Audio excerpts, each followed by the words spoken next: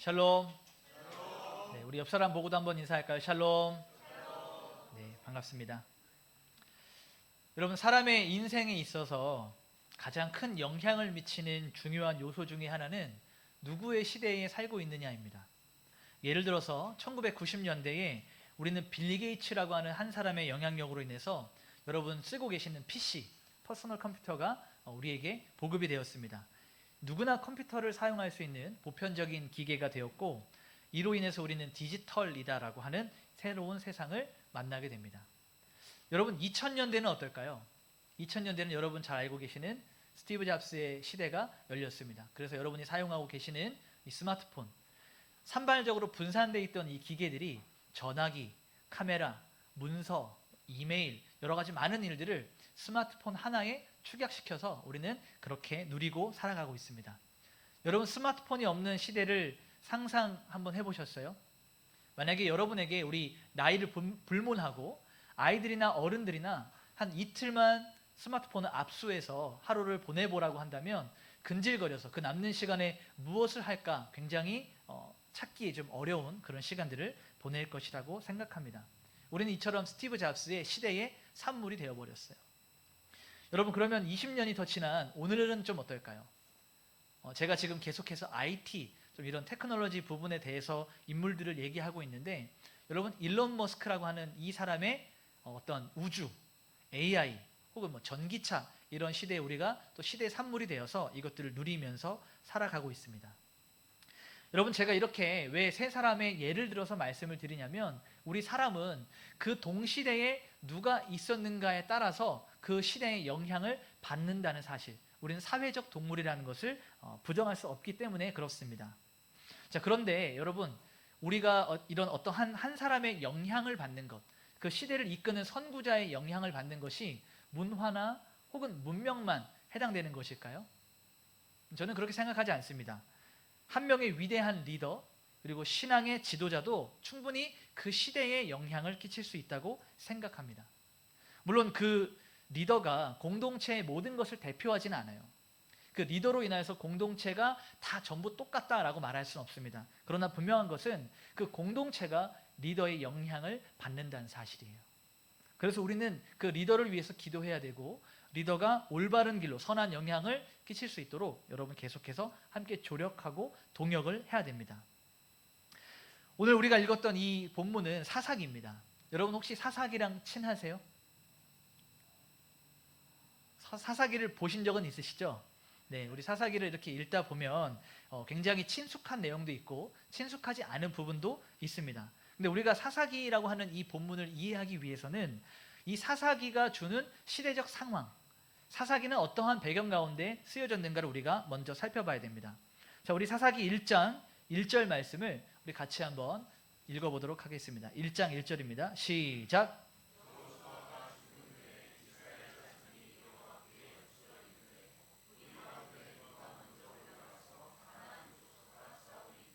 아멘. 자, 먼저 성경은 이 시점을 어떻게 설명하고 있냐면 여호수아가 죽은 후라고 그 시대적 상황을 설정을 하고 있어요. 그러니까 사사기의 전체적인 배경은 무엇이냐면 여호수아가 죽고 난 이후에 일어났던 일들입니다. 그것이 사사기의 배경이 되는 것이죠. 자, 그럼 여러분, 여호수아는 잘 알고 계시죠? 처음 들어보신 것처럼 그런 표정들을 하고 계시는데, 여호수아는 우리가 잘 알고 있습니다. 여호수아는 누구죠? 그가 처음 등장했을 때 모세의 종이라고 설명이 되어 있어요.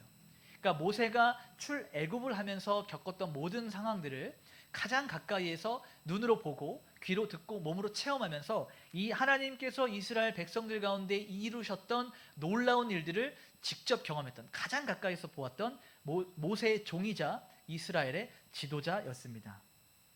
그래서 오늘 사사기 1장 1절은 그 여호수아를 부각하면서 여호수아가 죽은 이후에라고 시대적 상황을 설정하고 있는 것이죠. 자, 그럼 한번 생각해 보십시오. 이 여호수아의 시대에 그의 신앙, 그의 믿음, 그의 어떤 하나님을 향한 그 열정, 이런 것들이 끝났다라는 것을 이 사사기의 저자는 여호수아가 죽은 후에라고 암시를 하고 있는 거예요. 자, 그러면 우리가 한번 이렇게 읽어보도록 하죠. 여호수아서 24장 31절 말씀을 우리 같이 한번 읽어보면서 여호수아의 시대는 어떠했는가 한번 우리 같이 보도록 하겠습니다. 24장 31절입니다. 시작.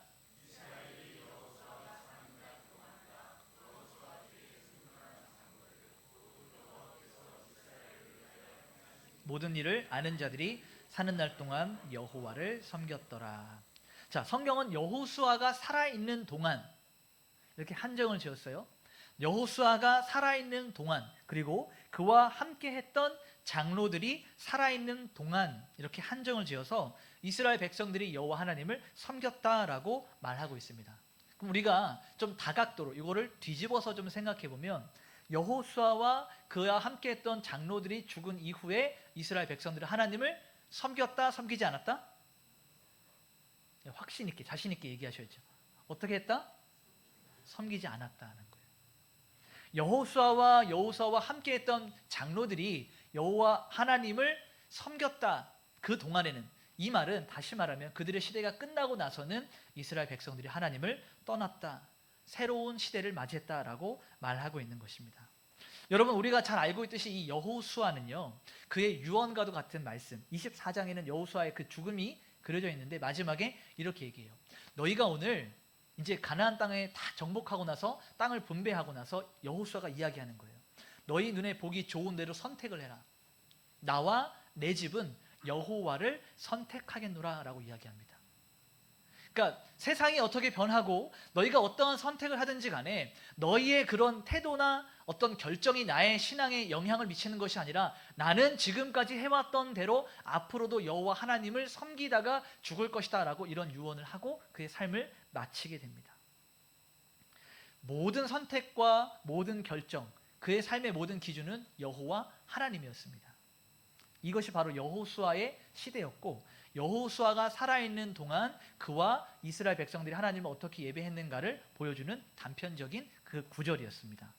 자, 그러면 우리가 사사기 1장의 첫 구절이 말해주듯이 여호수아가 죽은 이후에, 그러니까 모세와 여호수아로 이어지는 이 영적 계보가 끊어진 이후에 이스라엘 백성들은 어떻게 되었는가?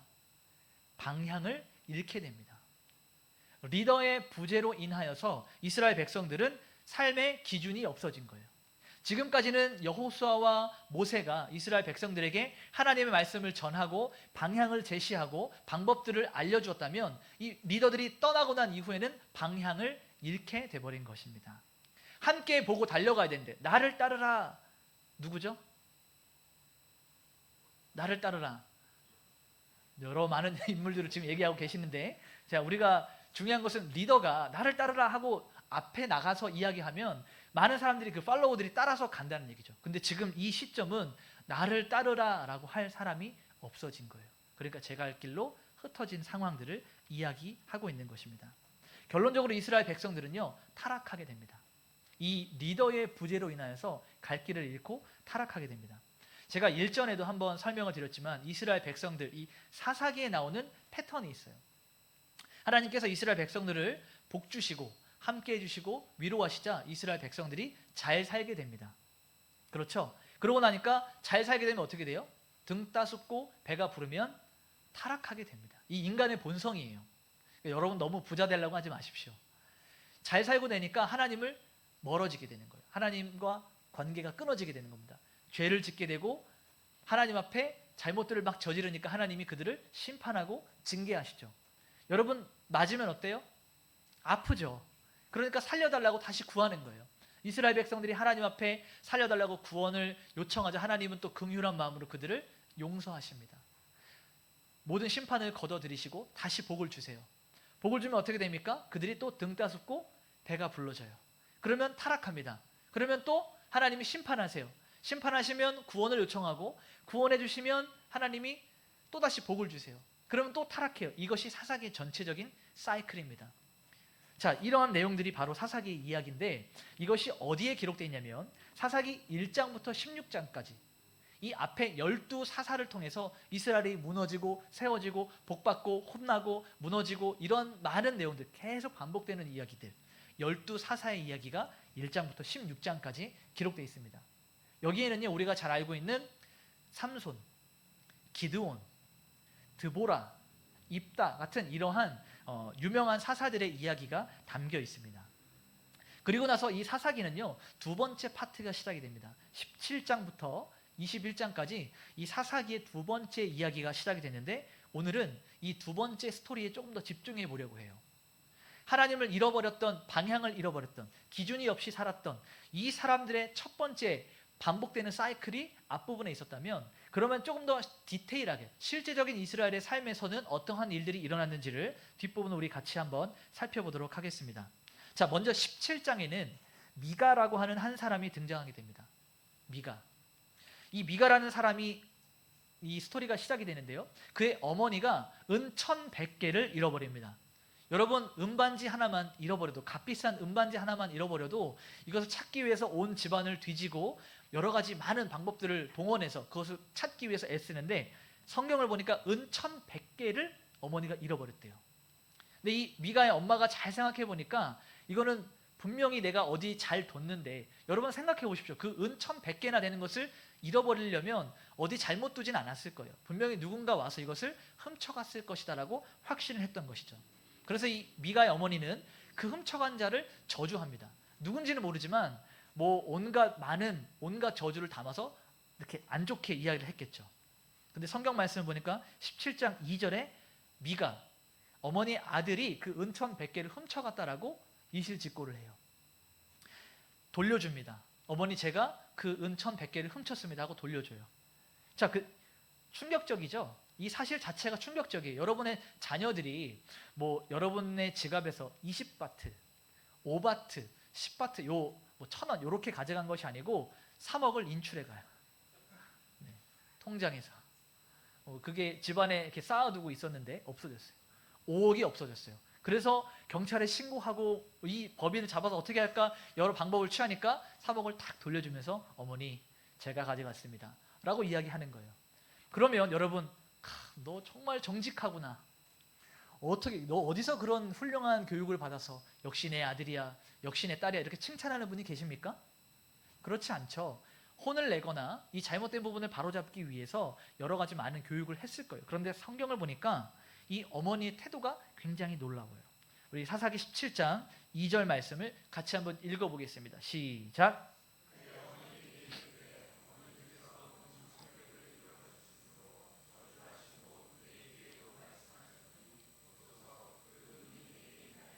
내가 그것을 가졌나이다 하니 그의 어머니가 이르되 내 아들이 여호와께 복받기를 원하노라 하니라.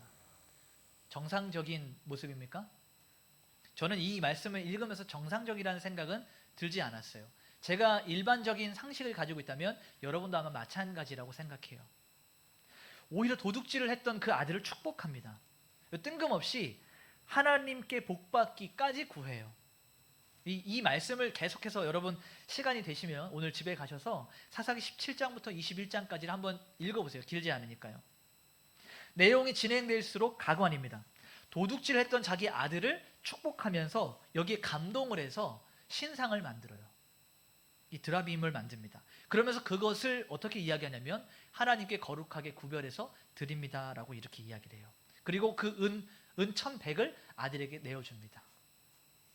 여러분, 이 어머니와 아들의 이 이해가 안 되는 이러한 스토리가 진행이 되면서 결국은 어떠한 일이 생기냐면 그 동네에 우상이 생기게 되는 거예요. 여러분, 우상단지가 있는 그곳, 그러니까 사원이 되는 거죠. 신당이 되는 거예요. 그곳에 우상이 만들어지고 하나님께 드립니다. 근데 제가 아까도 말씀을 드렸지만 지금 이 사사 시대는 여호수아의 부재로 인하여서 사람들이 방향을 잃어버렸어요. 내가 좋은 것, 내가 옳은 것, 내 방식이 맞다고 생각하면서 하나님을 그렇게 예배하고 있는 거예요. 자, 그래서 사람들이요 어떻게 하냐면 그곳에 와서 우상 숭배를 할 수 있도록 이 미가의 집이 그러한 공간을 내어주게 되는 것입니다. 하나님하고 전혀 무관한 것이죠. 하나님의 이름을 불렀지만 하나님과는 무관한 일이고, 하나님을 예배한다고 말했지만 하나님께 드려지는 예배는 아니었습니다. 여러분, 하나님을 아는 것 중요합니까? 중요하지 않습니까? 지금 딱 세 분만 중요하다고 말씀하셨는데 다시 제가 질문을 해보겠습니다. 여러분, 하나님을 아는 것 중요합니까? 중요하지 않습니까? 네. 하나님을 예배하는 것 중요합니까? 안 중요합니까? 근데 더 중요한 것이 있어요. 하나님을 아는 것이 문제가 아니고 하나님을 바르게 아는 것이 중요해요. 하나님을 예배하는 것이 중요한 것이 아니고 하나님을 바르게 예배하는 것이 중요합니다. 여러분 사사기 17장 5절 말씀을 한번 읽어볼까요? 17장 5절입니다. 시작.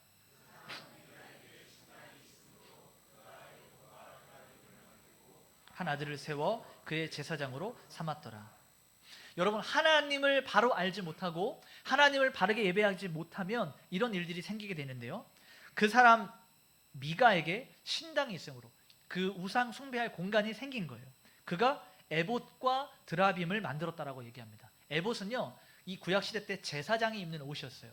여러분 그 교회에서 다른 교회들 혹은 영상이나 이렇게 목사님들 가운을 입으시는 거 보시죠. 목사님이 이렇게 예배를 인도하실 때 이것처럼 구약 시대 때는 제사장이 입는 그 옷이 있었습니다. 그것을 에봇이라고 하는데 이 미가가 우상을 만들고 나서 에봇을 만들었어요.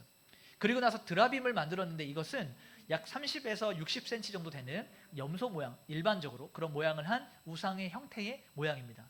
이것을 만들어 놓고 하나님이다, 하나님께 드리는 것이다. 그리고 한 사람을 세워서 제사장을 만듭니다. 여러분 이 제사장은요 아무나 세울 수 있는 것이 아니에요. 오늘날로 우리가 좀 쉽게 이해할 수 있도록 제가 상황을 좀 바꿔서 이야기할게요. 신학교의 정규 과정을 마치고 그 MD부라고 하는 목회학 석사 과정을 끝난 사람에게 안수받고 나서 목사라고 우리가 이렇게 임명을 하는데 그냥 아무나 내가 오늘 마음이 뜨거워, 난 오늘부터 목사야. 제가 보니까 오늘 좀 옷을 잘 입으신 분이 있어요. 한철 집사님 오늘부터 한철 목사로 제가 임명합니다. 이렇게 제 마음대로 하면 됩니까 안 됩니까? 지금 그러한 상황인 거예요. 기름 부음을 받아서 여호와 하나님께 제사장으로 공식적으로 섬겨야 되는데 이 미가라는 사람은 집에 에봇도 있겠다, 우상도 있겠다, 공간도 있겠다, 사람들도 모이겠다, 아무나 붙잡아 놓고 제사장을 세우는 거예요. 아론의 자손의 정통성을 유지하는 자만이 제사장이 될 수 있었는데 이 미가에게는 그런 것이 중요하지 않았습니다. 그래서 사람들이 와서 우상을 숭배하기 시작하는 거예요. 이 말 자체가 이미 틀린 것이, 자 우리 십계명을 통해서 하나님께서는 나 외에 다른 신을 섬기지 말라고 하셨고 우상을 만들지 말라고 했어요. 근데 지금 이 미가의 어머니와 미가는 어때요? 우상을 만들고 하나님께 드린 것이다, 하나님을 예배하자라고 우상에게 이렇게 절하고 숭배하는 것이죠. 그러니까 하나님을 아는 것이 중요한 것이 아니라 하나님을 바로 아는 것, 하나님을 예배하는 것이 중요한 것이 아니라 하나님을 바르게 예배하는 것이 중요하다는 것을 성경은 말하고 있는 것입니다. 그래서 이 사건을 가리켜서 이 사사기의 저자는요 17장 6절에 이렇게 한 절로 그 시대를 평가해요. 같이 한번 읽어보겠습니다. 시작.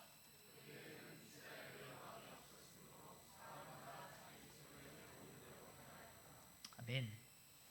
자, 그리고 나서 이 사사기의 후반부에 나오는 두 번째 이야기를 같이 여러분들과 또 나눠보도록 하겠습니다.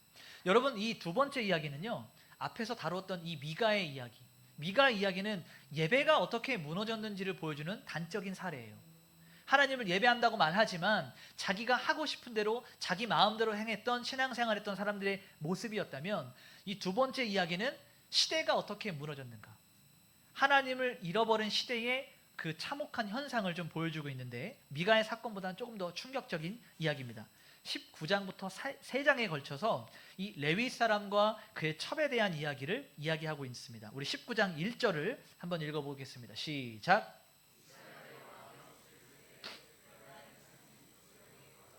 어떤 레위 사람이 유다 베들레헴에서 첩을 맞이하였더니, 여러분 여기 이제 레위 사람이 등장하게 됩니다. 레위 사람은 어떤 사람이죠? 하나님의 성전의 일을 돕는 사람이었어요. 그러니까 하나님의 일을 감당하는 사람이었습니다. 시대적 상황으로 봤을 때 여호수아의 시대에 가나안 땅을 정복을 하죠. 그리고 12지파에게 땅을 분배합니다. 근데 이때 레위 지파는 땅을 분배받지 못해요. 왜냐하면 여호와 하나님이 그들의 기업이 되셨기 때문에 레위인들은 각 지파로 흩어져서 하나님의 일을 섬겨주는, 그러니까 각 지파를 도와주는 이런 영적인 일들을 감당했습니다. 근데 오늘 말씀을 보니까 이 사람이 에브라임 산지 구석에 거류하였는데 유다 베들레헴까지 내려가서 누구를 구해요? 첩을 구하는 일이 생깁니다. 레위인들이 정결하고 거룩한 삶을 살아야 돼요. 왜냐하면 하나님의 일을 감당하기 때문에 하나님 앞에 나아갈 때, 거룩하신 하나님 앞에 나아갈 때 그 제사장 혹은 레위인들이 정결하지 못하면 그것으로 인하여서 그들이 죽임을 당했습니다. 그러니까 이 일상이 얼마나 구별되고 정결하게 살아야 되는가를 우리는 기억을 해야 되는데, 그 사람이 베들레헴으로 내려가서 첩을 구합니다. 그러니까 이미 자기의 거주해야 될 곳, 자기의 삶의 방향을 잃어버린 거예요. 그래서 첩을 구하러 유다 베들레헴까지 내려갔다는 사실을 우리는 주목해 봐야 됩니다. 자, 근데 놀라운 사실은 이 레위인이 구했던 첩이 어떠한 행실을 하였는가? 사사기 19장 2절을 같이 한번 읽어보도록 하겠습니다. 19장 2절입니다. 시작.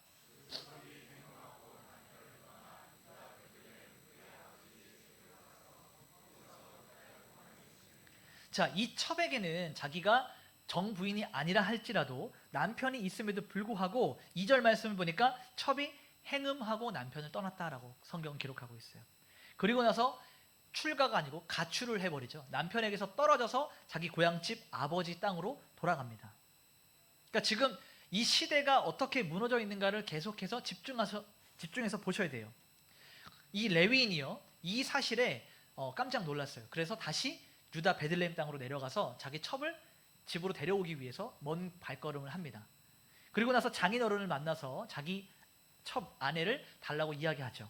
근데 이 먼 길을 왔으니 이 첩의 아버지 되는 이 장인이 좀 먹고 쉬고 천천히 가라, 잔치를 베풀어줘요.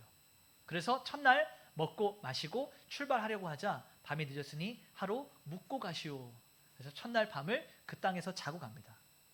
둘째 날 아침 일찍 출발하려고 하니까 이 장인어른이 하루 더 있다가 가라고 또 잔치를 베풀어줘요. 잘 먹고 마시고 잘 누리다가 둘째 날 출발하려고 하니까 또 밤이 늦었으니 다음날 가라고 이야기합니다.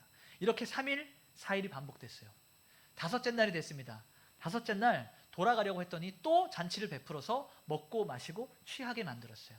근데 이 레위인이 이제는 안 되겠다, 집으로 돌아가야겠다라는 생각이 들어서 짐을 꾸려서 첩을 데리고 출발을 합니다. 종과 함께요.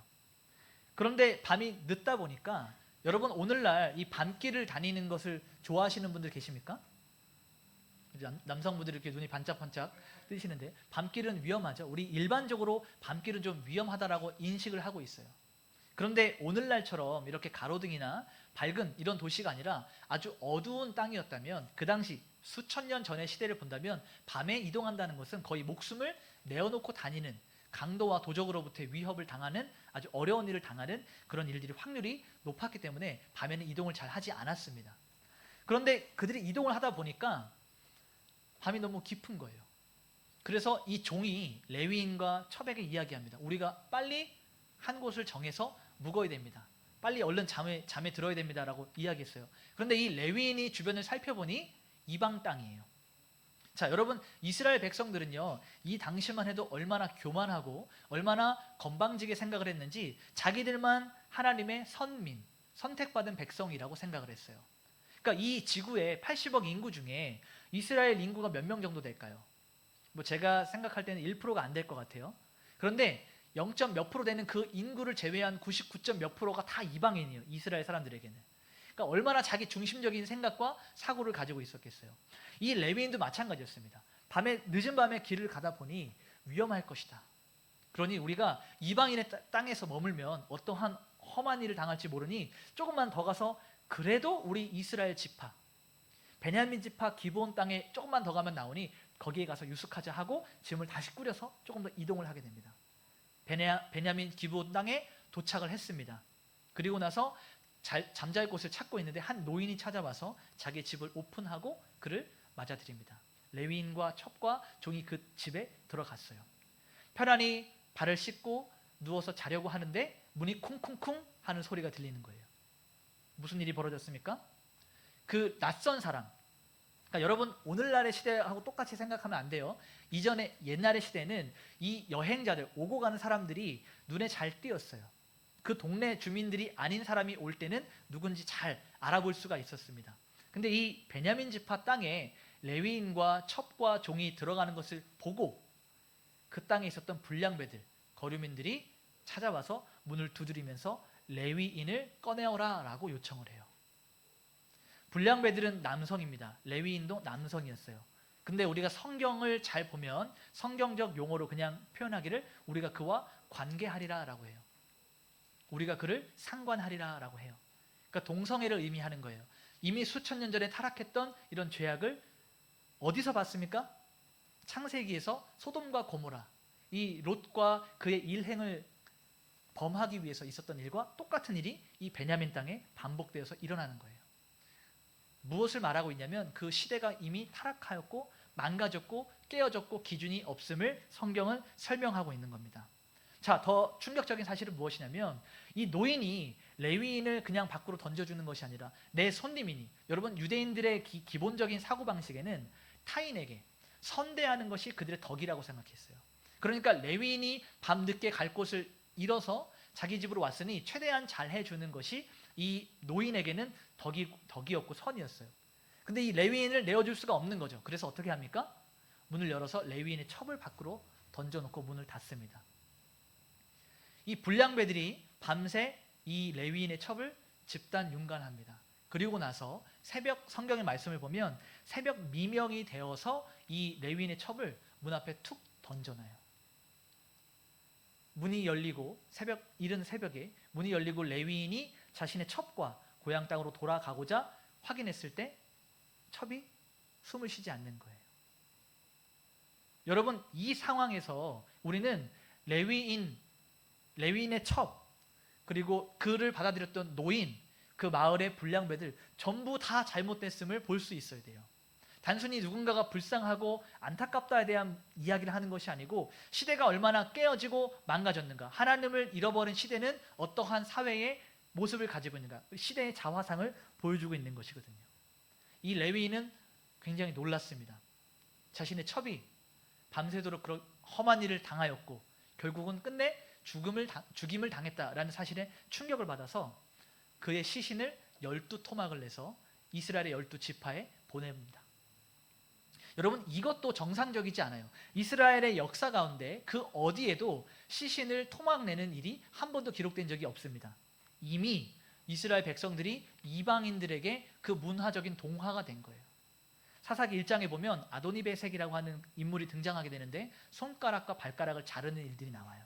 그러니까 이런 이방인의 문화가 이스라엘 사람들 사이에도 이미 들어와 있음을 보여주고 있는 겁니다. 자, 사사기 19장 29절 말씀을 같이 한번 읽어보도록 하겠습니다.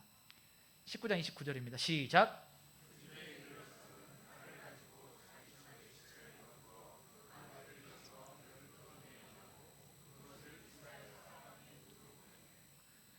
자, 이 토막난 시체를 받았던 이스라엘의 12지파가 충격을 받았어요.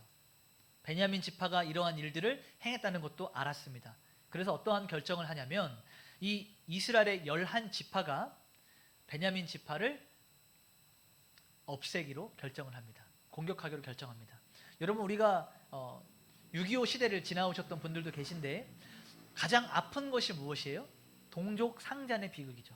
형제가 형제를 향해서 총부리를 겨누고 목숨을 서로 끊어야만 했던 이런 아픔이 있었는데 이스라엘 백성들도 마찬가지였어요. 이러한 죄로 인하여서 11지파가 한 지파를 집단으로 공격하게 되는 이러한 아픔이 생겨나기 시작했습니다. 근데 일단 중요한 것은 이 백성들에게 다른 것이 중요한 것이 아니고 우리 안에서 이런 일이 일어났다. 그래서 베냐민 지파를 없애야 된다라고 하는 이런 광기가 붙은 겁니다. 그래서 남성의 대부분을 거의 다 죽였어요. 베냐민 지파의 남성 몇 사람 어느 정도만 남고 99% 이상이 다 죽었습니다. 그제서야 이스라엘의 11지파가 정신이 차려지고 불쌍한 마음이 들기 시작하는 겁니다. 하나님 앞에 울며 회개하며 저 백성들을 어찌 해야 될까? 왜 우리 땅에 이런 일들이 일어났는가에 대한 아픈 마음이 들기 시작했던 것이죠. 그래서 어떠한 결정을 하냐면 한 지파, 다른 종족, 그러니까 이스라엘 백성이 아닌, 왜냐하면 그들이 결심을 한 것이 무엇이냐면 우리 중에 베냐민 지파에게 딸을 내어주는 이런 일들을 하면 끊어지리라 라고 하는 결단을 했거든요. 그러니 자신들의 동족끼리 일어나는 결혼을 할 수가 없는 거예요. 그래서 다른 곳에 한 곳을 쳐서 그곳에 있는 결혼하지 않은 처녀들을 베냐민 지파에게 주고 또 실로 땅에 춤추러 나오는 여인들을 납치해서 베냐민 지파에게 주는, 그래서 베냐민 지파가 종족을 보존할 수 있도록 만들어주는 일들을 합니다. 좋아 보이지만 이것도 타락한 증거죠. 여러분, 거기 무고히 납치당했던 사람들, 무고히 생명의 피해를 입었던 한 족속들, 여러분, 한 죄는, 우리 인간의 죄는 이렇게 비극적인 일들을 계속해서 만들어냅니다. 결국 이러한 모든 상황들을 마치고 나서 사사기 기자는 그의 마지막 절 21장 25절에 이렇게 한마디를 또 던져요. 우리 사사기 21장 25절 말씀을 같이 한번 읽어보겠습니다. 시작. 21장 25절입니다. 네. 성경을 펴서 한번 읽어보도록 하죠. 시작. 그때에 이스라엘에 왕이 없으므로 사람이 각기 자기 소견에 옳은 대로 행하였더라. 자, 우리는 지금 이제 사사기의 두 번째 파트, 앞부분은 12사사의 이야기라면 17장부터 뒷부분은 이스라엘 사회에 일어났던 두 가지 이야기를 함께 살펴보았습니다. 오늘 사사기의 저자가 우리에게 던져주고 싶었던 메시지, 사사기의 저자가 이스라엘 백성에게 던져주고 싶었던 메시지는 17장 6절과 21장 25절에 반복적으로 등장하는 그때의 왕이 없으므로 사람들이 자기 소견에 옳은 대로 행하였더라라고 말하는 것이에요. 여러분, 제가 설교 때 자주 반복해서 말씀을 드리지만 성경에서 반복되는 것은 어떠한 의미다? 중요한 거예요. 17장 6절과 21장 25절을 동일하게 기록합니다. 그때의 왕이 없으므로. 18장에도 그때의 왕이 없으므로. 19장에도 그때의 왕이 없으므로. 자, 그러면 우리 먼저 한번 이렇게 생각해 봅시다. 이스라엘에 왕이 없었습니까? 있었습니까? 대답하기 싫으십니까? 자, 이스라엘에 왕이 있었어요, 없었어요? 없었죠. 문자적 그대로 보면요, 사사기 기자의 말대로 이스라엘에 왕이 없었습니다. 왜냐하면 이스라엘의 첫 번째 왕은 누구예요? 사울 왕이죠. 사울 왕은 언제 세움을 받습니까? 마지막 사사였던 사무엘이 사울이라고 하는 청년에게 기름을 부음으로 이스라엘의 첫 번째 왕이 됩니다. 그래서 우리가 시간적으로 이 사사 시대에는 왕이 없던 시대예요. 문자적으로 본다면. 근데 우리가 엄연한 의미에서 더 정확한 의미로 접근을 한다면 이스라엘의 왕이 있었죠. 이스라엘의 왕은 누구입니까? 하나님이시죠. 주변에 많은 나라들이 가지고 있었던 그러한 눈에 보이는 왕이 아니라 그들을 다스리고 통치하시고 주인 되셨던 하나님이 있었습니다. 이스라엘 백성이 형성되기 이전부터 여호와 하나님은 그들의 왕이셨어요. 여러분, 왕은 뭐 하는 사람입니까? 통치하는 사람이죠. 다스리는 사람이죠. 주관하는 사람이죠. 이스라엘 백성들을 여호와 하나님께서는 다스리셨고 통치하셨고 주관하셨어요. 그렇기 때문에 이스라엘 백성들에게 유일한 왕은 여호와 하나님 한 분이라는 말입니다. 자, 그러면 우리 사사기의 기자가 그때의 이스라엘의 왕이 없으므로 라고 했던 이 말은 정말 안타까워하는 마음으로 이스라엘의 왕이 없었기 때문에 우리가 이렇게 무너졌다를 말하고 있는 것일까요? 아니면 그때의 여호와 하나님이 이스라엘의 영원한 왕이셨지만 이스라엘 백성들이 여호와 하나님을 왕으로 인정하지 않음으로 전자입니까? 후자입니까? 후자예요. 이스라엘의 유일한 왕이셨던 여호와 하나님을 인정하지 않았던 이스라엘 백성들의 그 모습들을 꼬집고 있는 것입니다. 여러분, 레위기 26장 12절 말씀을 같이 한번 읽어보겠습니다. 시작.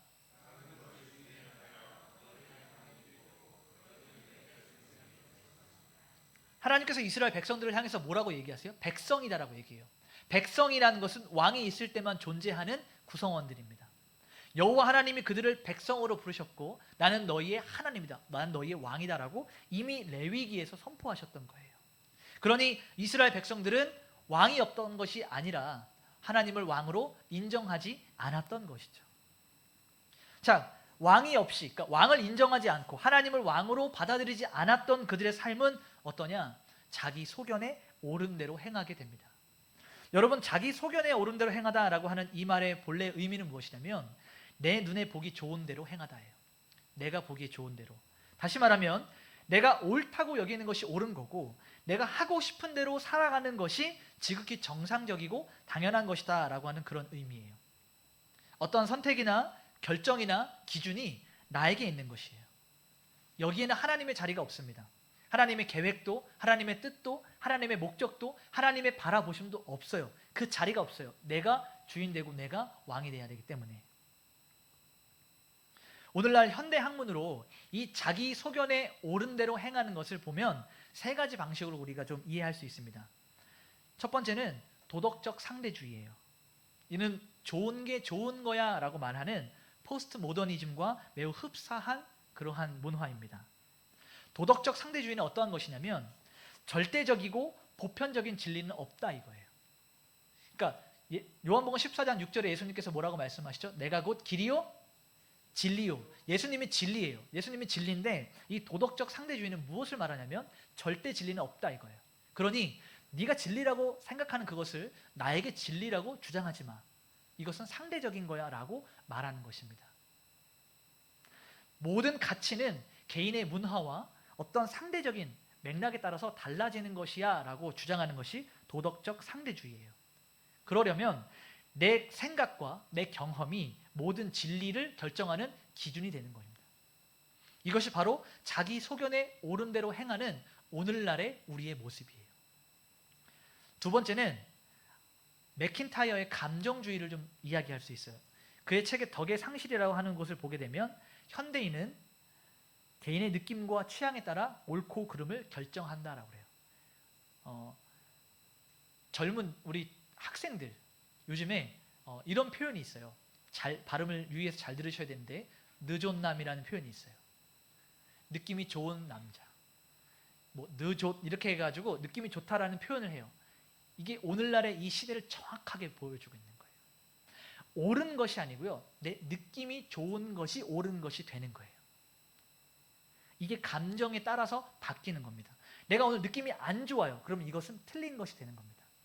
이게 오늘날에 무엇이 옳은가 틀린가, 무엇이 맞는가 잘못됐는가를 선택하는 절대 기준이 없어지고 내 느낌이 돼버린다는 것이죠.